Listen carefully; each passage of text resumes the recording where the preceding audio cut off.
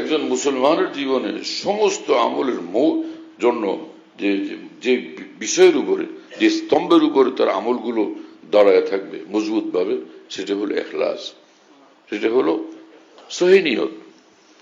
হযরত মাওলানা ইলিয়াস রাহমাতুল্লাহ আলাইহি 6টা উসুল দিয়েছেন, এটা ধরো তাহলে বাকি কাজগুলোর জন্য ঠিক হওয়ার জন্য সহায়ক হবে।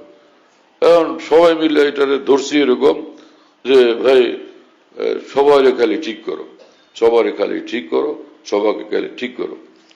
অথচ তিনি 6টা কথা যে বলছেন এটা বুঝেই নেই, অধিকাংশ লোকেরাই বুঝে নেই। এটা বুঝলে তো পুরো জিন্দেগি একদম সুন্দর হয়ে যেত, পুরো ঠিক হয়ে যেত না। এই হলো বিষয়।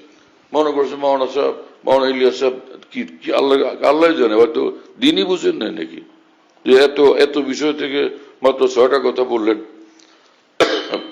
তিনি বুঝে শুনিয়ে করছিলেন যে এই 6টা ধরলে, সুন্দরভাবে বুঝে ধরলে বাকিগুলো ভিতরে আসবে। বাকিগুলোর জন্য ভীষণ পিপাসা লাগবে, পিপাসা লাগলে পানি না খেয়ে পারা যায়। এই 6টা কাজ করলে বাকি কাজগুলো আমলগুলোর জন্য এমন পিপাসা লাগবে, পুরা দিনের উপর আমলটা করে উপায় নেই। কিন্তু এই 6টাই বুঝে আসে নাই সহিভাবে।